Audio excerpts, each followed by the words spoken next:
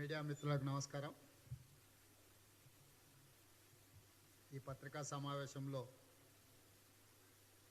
Telangana incharge Manikrao Thackeray గారు, campaign committee chairman Madhu Yaskhi గారు, మాజీ మంత్రివర్యులు మొహమ్మద్ అలీ షబీర్ గారు, AICC programmes committee chairman Maheshwar Reddy గారు, కాంగ్రెస్ పార్టీ తెలంగాణ ఉపాధ్యక్షులు మాజీ పార్లమెంట్ సభ్యులు డాక్టర్ మల్లు రవి గారు ఈ పత్రికా సమావేశాన్ని ఏర్పాటు చేయడం జరిగింది. దీనికి సంబంధించి ఫిబ్రవరి 6 తారీఖు ములుగు నియోజకవర్గం మేడారం నుంచి ప్రారంభం కాబోయే హాత్ సే హాత్ జోడో యాత్రకు సంబంధించిన వివరాలను ఇన్ఛార్జ్ మాణిక్రావు ఠాకరే గారు మీకు వివరిస్తారు. వారి తర్వాత నిన్నటి గవర్నర్ గారి ప్రసంగం మీద మేము మాట్లాడడం జరుగుతుంది. ఇప్పుడు పెద్దలు మాణిక్రావు ఠాకరే గారిని మాట్లాడవలసిందిగా కోరుతున్నాను.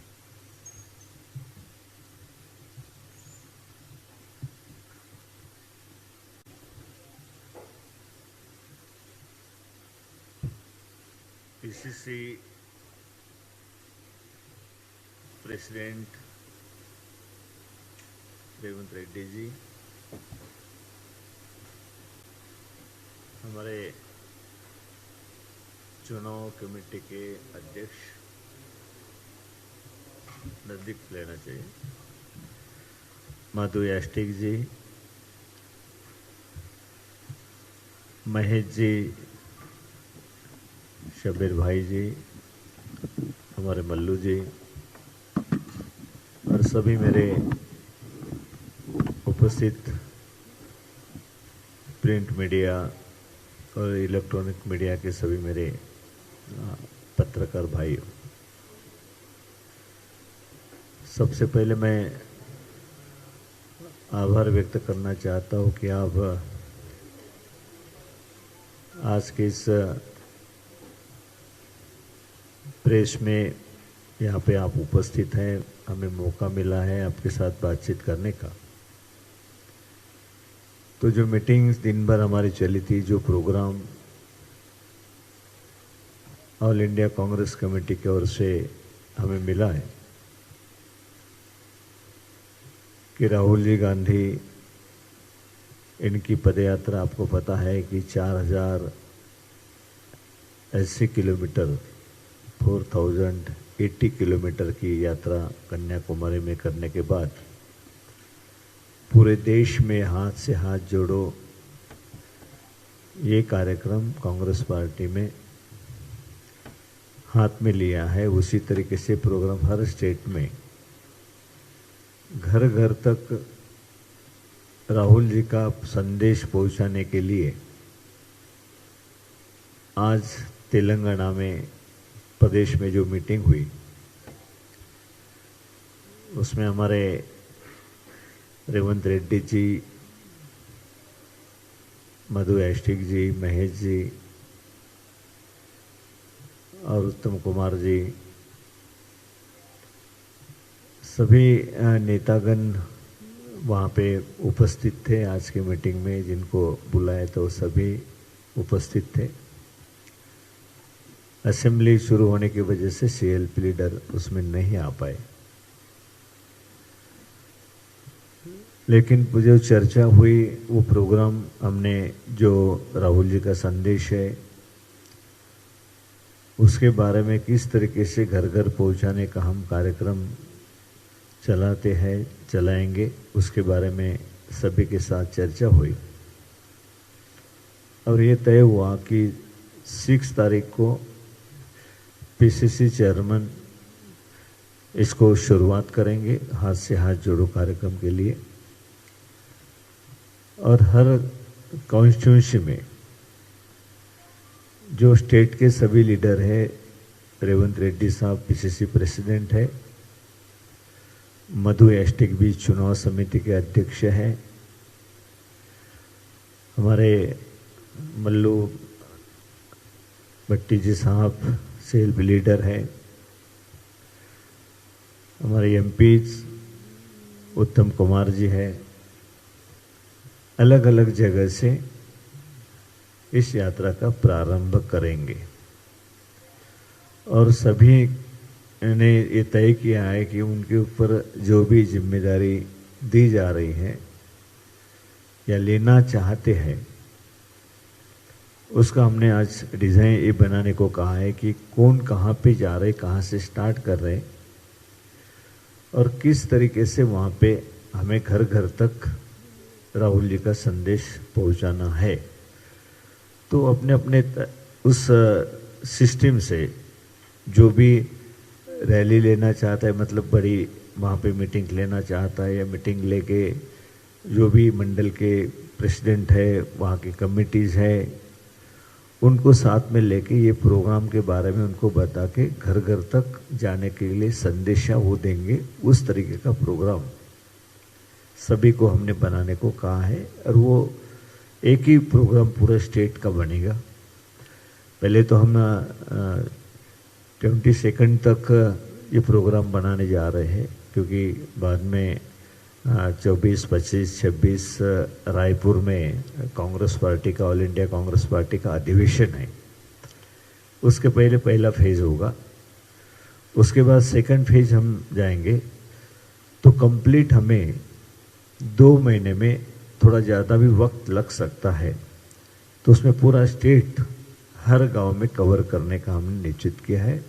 उसके लिए एक कंट्रोल रूम जो हमारी है, जो महेश जी उस कंट्रोल रूम के हेड रहेंगे, बाकी भी उनको कुछ सहायता करने वाले जो प्रमुख नेता है वो भी उसमें कमेटी में रहेंगे।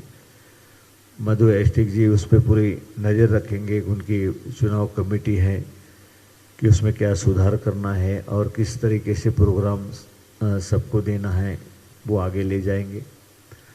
इस तरीके से पूरा कोऑर्डिनेशन करके हम ये हाथ से हाथ जोड़ो प्रोग्राम, इस माध्यम से राहुल गांधी जी का संदेश घर घर तक पहुंचाने का हमारा इस प्रोग्राम के तहत उद्देश्य है। इसके अलावा कुछ जो बाकी ज़रूरी चीज़ें ये हैं, तो हमने पूरे वो प्रोग्राम बनाए हैं। पीसीसी प्रेसिडेंट ने भी कुछ जो बातें हैं वो क्लियर की हुई है कि हम किस तरीके से आगे बढ़ेंगे, किस तरीके से प्रोग्राम बनाएंगे। सबका यही मकसद है, हाथ से हाथ जोड़ो प्रोग्राम के माध्यम से हर घर में राहुल जी गांधी इनका संदेश पहुंचाना है और साथ साथ में जो सेंट्रल गवर्नमेंट, बीजेपी और यहाँ स्टेट गवर्नमेंट, इन्होंने जो वायदे किए थे वो किस तरीके से वायदे भूल गए हैं, उसके भी एक अलग से हमने चिट्ठी बनाई है घर घर तक पहुंचाने के लिए। पूरे ये प्रोग्राम में हर तरीके से उसका प्रचार प्रसार किया जाएगा और उसके लिए जो भी ज़रूरी बातें हैं उस तरीके से पीसीसी प्रेसिडेंट है, सब हमारी कमिटीज है, एक साथ होकर इस प्रोग्राम के लिए काम करेगी। धन्यवाद।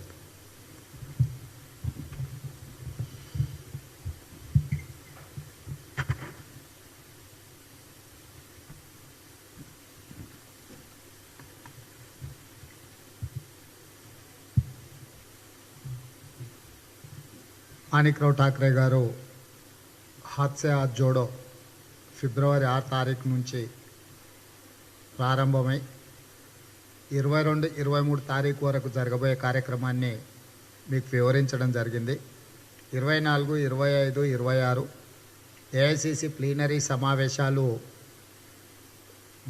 ఛత్తీస్గఢ్ రాయ్పూర్లో జరుగుతున్నాయి కాబట్టి 3 డేస్ ముఖ్య నాయకులందరూ కూడా అక్కడికి వెళ్ళాల్సి ఉంటుంది, PCC, CLP, other leaders. So ఆ 3 డేస్ మనకు బ్రేక్ ఉంటుంది. దాని తర్వాత మళ్ళీ కార్యక్రమం కొనసాగించడం జరుగుతుంది. మొదట ములుగు నియోజకవర్గం మేడారం నుంచి ప్రారంభమై మహబూబాబాద్ పార్లమెంట్లో 7 అసెంబ్లీలు 10 రోజులలో నేను ప్రత్యక్షంగా పాల్గొనడం జరుగుతుంది. వారు వివరించినట్టుగా campaign committee chairman Madhu Yaskhi గారు, సిఎల్పి లీడర్ బట్టి విక్రమార్క గారు, పార్లమెంట్ సభ్యులు ఉత్తమ్ కుమార్ రెడ్డి గారు, ఇతర ముఖ్యమైన నాయకులు తెలంగాణలో నలుమూలల రాహుల్ గాంధీ గారి యొక్క సందేశాన్ని ప్రతి ఇంటికి, ప్రతి గడపకు, ప్రతి గుండెకు చేర్చడానికి అందరూ ప్రయత్నం చేస్తారు.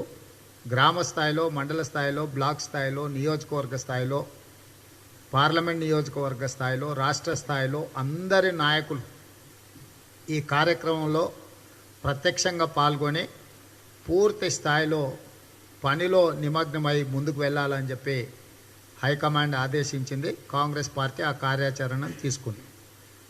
ఇక మండల పార్టీ అధ్యక్షుల విషయంలో గతంలో అన్నీ రద్దయినట్టుగా నిర్ణయం తీసుకున్నాం.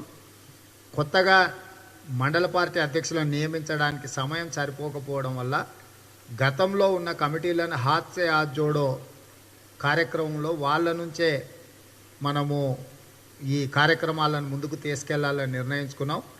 తిరిగి కొత్త నియామకాలు చేసే వరకు ఉన్న మండల పార్టీ అధ్యక్షులతోనే ఈ కార్యక్రమాన్ని ముందుకు తీసుకెళ్లడం జరుగుతుంది. ఆ నిర్ణయం కూడా పార్టీ ఈరోజు తీసుకోవడం జరిగింది. ప్రధానంగా మీకు అందరికీ తెలుసు, 99-2004 మధ్యలో తెలుగుదేశం పార్టీ చంద్రబాబు నాయుడు గారి నాయకత్వంలో ఆనాడు రాష్ట్రము వ్యవసాయ సంక్షోభాన్ని ఎదుర్కోవడమే కాకుండా విద్యుత్ సంక్షోభాన్ని, సంక్షేమ పథకాలు పేదలకు అందుబాటులో లేకపోవడం వల్ల ప్రజలు తీవ్రమైన ఇబ్బందులు ఎదుర్కొంటున్న సమయంలో డాక్టర్ వైఎస్ రాజశేఖర రెడ్డి గారు ఆనాడు చేవెళ్ళ నుంచి పాదయాత్రను ప్రారంభించారు. చేవెళ్ళ నుంచి శ్రీమతి సబితా ఇంద్రారెడ్డి గారి నేతృత్వంలో ఆనాటి అక్కడి శాసనసభ్యురాలు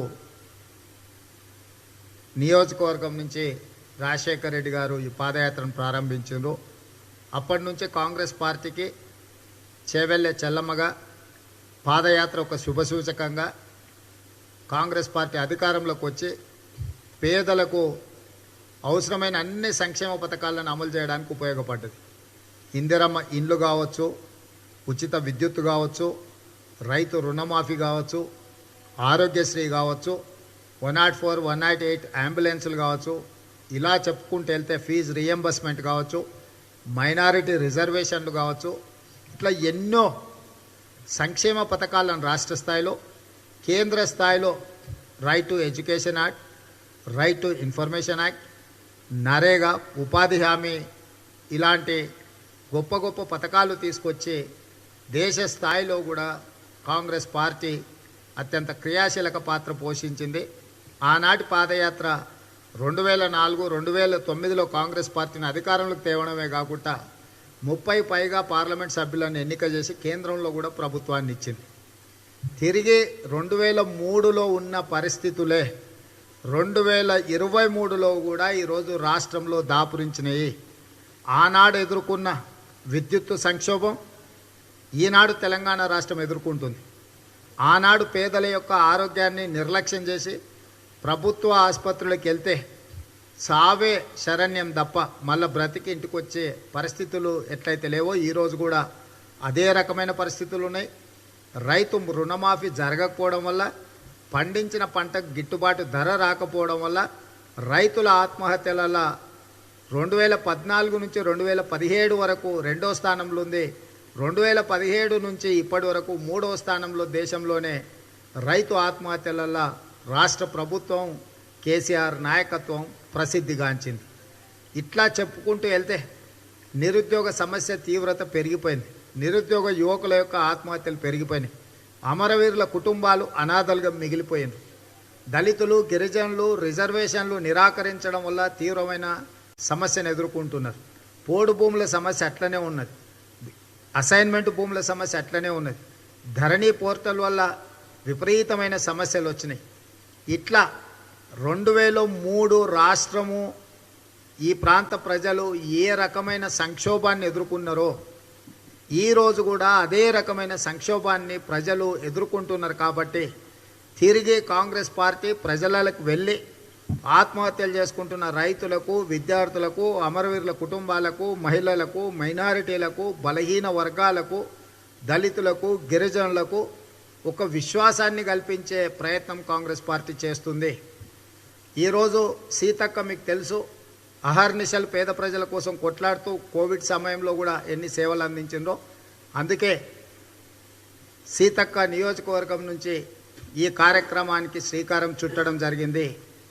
తప్పకుండా మేడారం సమ్మక్క సారలమ్మ ప్రాంతం రాజుల మీద, రాచరికం మీద, పేదల కోసం, గిరిజన ఆదివాసుల యొక్క హక్కుల కోసం చివరి రక్తబొట్టు వరకు దారబోసి పోరాటం చేసిన స్ఫూర్తి సమ్మక్క సారలమ్మ మనకిచ్చింది.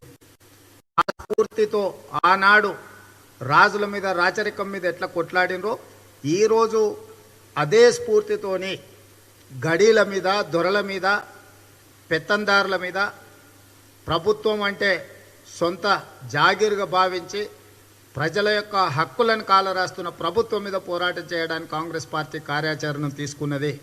వీటన్నిటిని కూడా విజయవంతం చేయడానికి ముందుకు రావాల్సిందిగా తెలంగాణ ప్రజలందరికీ విజ్ఞప్తి చేస్తున్నాము. ఇక రెండవ విషయం, మేము మొదటి నుంచి చెప్తూనే ఉన్నాం, బీజేపీ టీఆర్ఎస్ రెండు ఒకే తానులోని ముక్కలు. 8 సంవత్సరాల అన్ని బిల్లులల్లా, అన్ని ఎన్నికలల్లా వాళ్ళిద్దరు కలిసి పనిచేసిండ్రు. వాళ్ళిద్దరి మీద తీవ్రమైన వ్యతిరేకతను రాష్ట్రంలో ఎదుర్కొంటున్న సమయంలో, కాంగ్రెస్ పార్టీ వైపు ప్రజలు చూస్తున్న సందర్భంలో కాంగ్రెస్ పార్టీని దెబ్బతీయడానికి వ్యూహాత్మకంగా వాళ్ళిద్దరూ ఒకరినొకరు తిట్టుకున్నట్టుగా, ఒకరి మీద ఒకరు విమర్శలు చేసుకుంటున్నట్టుగా నాటకాలకు తెరలేపినరు. ఈ నాటకాలకు వేదికగా రాజ్భవన్, ప్రగతి భవన్ను వేదికగా వాడుకున్నారు. కానీ నిన్నటి గవర్నర్ గారి ప్రసంగంతో రాజ్భవన్, ప్రగతి భవన్ యొక్క అలాయ్ బలాయ్ కార్యక్రమాన్ని మనం స్పష్టంగా చూసినాము. గవర్నర్ గారు పచ్చి అబద్ధాలతో చంద్రశేఖరరావు గారిని పొగిడే కార్యక్రమం చేపట్టినరు.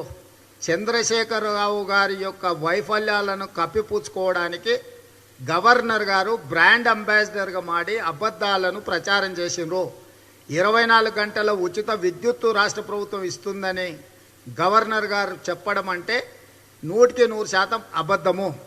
వైద్యము అందుతుంది అని అంటే ఇదే గవర్నర్ గారు గాంధీ హాస్పిటల్ లాంటి పర్యటన చేసి, నిజాం హాస్పిటల్ని పర్యటన చేసి వైద్యం అందుబాటులో లేదని గతంలో చెప్పినరు.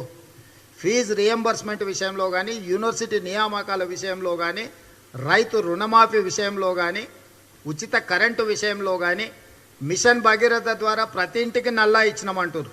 నేను ఈరోజు సూటిగా గవర్నర్ గారికి ప్రశ్నించదలుచుకున్న, 119 మంది శాసనసభ్యులు ఉన్న ఏ నియోజకవర్గమైనా వెళ్దాం, వాళ్ళ సొంత ఊరిలో అయినా ఇంటింటికి నల్లా ఉందా పరిశీలిద్దాము. పంచాయతీరాజ్ మినిస్టర్ ఎర్రబల్లి దయాకర్రావు గారి సొంత ఊరికి వెళ్దాం, ఇంటింటికి నల్లా వస్తుందా లేదా. లేకపోతే చంద్రశేఖరరావు గారి చింతమడక వెళ్దాం, ఇంటింటికి నల్లా ఉందా లేదా. లేకపోతే హరీష్ రావు గారి యొక్క తోటపల్లి దగ్గర పోదాం, కరీంనగర్ దగ్గర. ఇట్లా ఎవరైనా ప్రభుత్వంలో క్రియాశీలక పాత్ర పోస్తున్న మంత్రుల సొంత ఊర్లకు వెళ్దాము, ఎక్కడైనా ఇంటింటికి నల్లా మిషన్ భగీరథ ద్వారా ఇచ్చిండ్రా అనేది. కాబట్టి పచ్చి అబద్ధాలను చెప్పడం ద్వారా గవర్నర్ గారు చంద్రశేఖరరావు గారిని కాపాడే ప్రయత్నం చేసింది. మేము ఇంతకాలం వీళ్ళిద్దరూ ఒక్కటే అని చెబుతున్న విషయము నిన్నటి గవర్నర్ ప్రసంగం ద్వారా సంపూర్ణంగా నిరూపించిండ్రు. విద్యుత్తు రావడం లేదు, 27 గంటలు కూడా సరైన విద్యుత్తు రావడం లేదని మొన్ననే నిర్మల్లో మా నాయకుడు మహేశ్వర్ రెడ్డి గారు విద్యుత్తు సబ్స్టేషన్లను ముట్టడి చేసిండ్రు, కామారెడ్డిలో ముట్టడి చేసిండ్రు. ప్రతి జిల్లాలో జీవన్ రెడ్డి గారు జగిత్యాల ప్రాంతంలో నిరసన కార్యక్రమంలో రాస్తారోకలో పాల్గొన్నారు. అంటే ఇట్లా అన్ని విషయాలలో వైఫల్యం చెందిన ప్రభుత్వాన్ని కాపాడడానికి గవర్నర్ గారు కంప్లీట్గా కేసీఆర్ను రక్షించడానికి ప్రయత్నం చేసిండ్రు.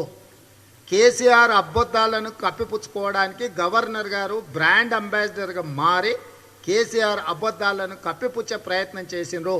కాబట్టి ఇంతకాలం బీజేపీ వాళ్ళు కలిగించిన భ్రమల నుంచి తెలంగాణ సమాజం బయటపడాల్సిన అవసరం ఉంది. గవర్నర్ ప్రసంగం ద్వారా చంద్రశేఖరరావు గారిని కాపాడే ప్రయత్నం చేసిండ్రు, కానీ ప్రజలు కేసీఆర్ను క్షమించే పరిస్థితి లేదు. అందుకే ఈ నేపథ్యంలో ఈ రాష్ట్రంలో బీఆర్ఎస్కు ప్రత్యామ్నాయం, ప్రజలకు అండగా నిలబడేది కాంగ్రెస్ పార్టీ మాత్రమే. బీఆర్ఎస్ బీజేపీలో పేర్లలో మాత్రమే తేడా ఉంది కానీ విధానాలు కానీ ఎన్నికల ప్రయోజనాలు కానీ ఇద్దరివి ఒక్కటే. అందుకే ఈ హాత్ సే హాత్ జోడో యాత్రలో మీరందరూ పాల్గొని పాత్రికేయ మిత్రులుగా ప్రతి ఒక్కరిని వ్యక్తిగతంగా నేను రిక్వెస్ట్ చేస్తున్నా, మీ వైపు నుంచి సహకారాన్ని అందించండి. ప్రజల దగ్గరికి వెళ్ళి ప్రజా సమస్యలను మేము లేవనెత్తుతూ ప్రజలకు విశ్వాసాన్ని కల్పించే ప్రయత్నంలో మీడియా వైపు నుంచి కూడా సంపూర్ణంగా సహకారం ఉండాలని చెప్పి కాంగ్రెస్ పార్టీ మీకు అందరికీ విజ్ఞప్తి చేస్తుంది.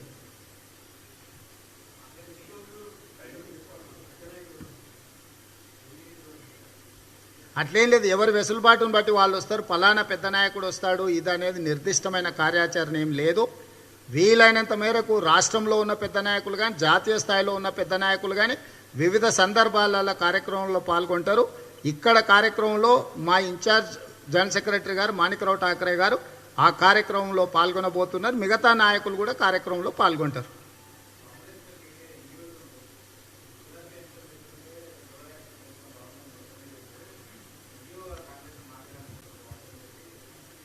ఇప్పుడు కేటీఆర్ అనేవాడికి క్యాట్ వాక్ల గురించో డిస్కో డాన్స్ల గురించో రాత్రిపూట పబ్బుల గురించో మాట్లాడితే బాగుంటుంది. రాజకీయాల గురించి, దేశం యొక్క భద్రత గురించి, దేశ సమగ్రత గురించి అవగాహన కేటీఆర్కు లేదు. ఎందుకంటే ఆయన ఈ దేశంలో చదువుకున్నదే తక్కువ. ఇతర దేశాలలో చదువుకొని వచ్చిన ఇతర విదేశీ సంస్కృతిని అవలంబిస్తున్న కేటీఆర్ గారు రాహుల్ గాంధీ గారి గురించి మాట్లాడేంత స్థాయి కానీ అర్హత కానీ లేదు. మేము రాజకీయ ప్రయోజనాల కంటే దేశ ప్రయోజనాలకే ఎక్కువ ప్రాధాన్యత ఇచ్చినాం కాబట్టి రాహుల్ గాంధీ గారు 4000 కిలోమీటర్లు 146 రోజులు కన్యాకుమారి నుంచి కశ్మీర్ వరకు నడవడం ద్వారా 140 కోట్ల ప్రజలకు స్ఫూర్తినిచ్చిండ్రు. అలాంటి స్ఫూర్తినిచ్చిన పాదయాత్రను అభినందించాల్సింది పోయి ఇట్లాంటివి కోడిగుడ్డు మీద ఈకలు బీకే ప్రయత్నం కేటీఆర్ చేస్తుండొచ్చు. కాబట్టి కేటీఆర్ యొక్క అవగాహననే అలాంటిది. వాళ్ళకి ప్రతిదీ రాజకీయ ప్రయోజనమే. కానీ కాంగ్రెస్ పార్టీకి దేశ ప్రయోజనమే ముఖ్యం. టీఆర్ఎస్కు, కేటీఆర్కు, కేసీఆర్కు వాళ్ళ పార్టీ వాళ్ళ రాజకీయ ప్రయోజనానికే ప్రాధాన్యత ఇస్తారు. కాంగ్రెస్ పార్టీ దేశ ప్రయోజనాలను కోసం కాపాడడానికి ప్రయత్నం చేస్తుంది. రాహుల్ గాంధీ గారు ఆ ప్రయత్నం చేసింది.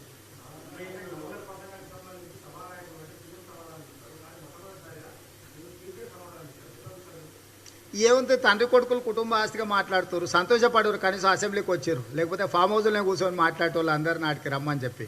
కాబట్టి వాళ్ళకి ప్రజాస్వామ్యం పట్ల విశ్వాసం లేదు, ప్రజల పట్ల వాళ్ళకు గౌరవం లేదు. కాబట్టి వాళ్ళు ఏం చేసినా ఇంక ఇదే చివరి బడ్జెట్ కదా. ఆఖరిసారి అన్ని కొడుకుకు అప్పుడప్పుడు మనం ఇట్లా సైకిల్ మోటారో ఇదో కారో ఉంటే కానీ మనం ఒళ్ళో కూర్చోబెట్టుకొని ఇట్లా నడపడానికి అవకాశం ఇస్తుంటాం కదా పిల్లల మీద ప్రేమ ఉన్నప్పుడు. అట్లా కేసీఆర్ గారు కేటీఆర్ గారికి ఒకసారిగా చివరిసారి కాబట్టి నువ్వు కూడా మాట్లాడుకోపో అని చెప్పినట్టున్నాడు.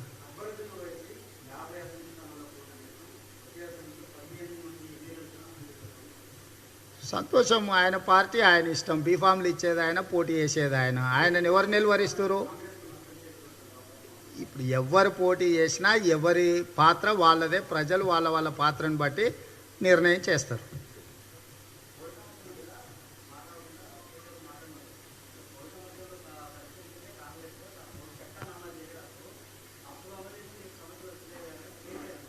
మరి అట్లాంటి సమస్యలు ఉన్నాయనే వాటి పరిష్కారం కోసం తెలంగాణ ఇచ్చినాం. తెలంగాణ ఇచ్చినాక ప్రజలు ఈ మునగాళ్ళు ఏదో పొడుస్తారని అధికారం ఇచ్చిండ్రు. వీళ్ళకి చేతన కావట్లేదని అవగాహన వచ్చింది కాబట్టి అప్పుడు పరిష్కరించంగా మిగిలిన సమస్యలను ఇప్పుడు మళ్ళీ అధికారంలోకి వచ్చి పరిష్కరిస్తాం.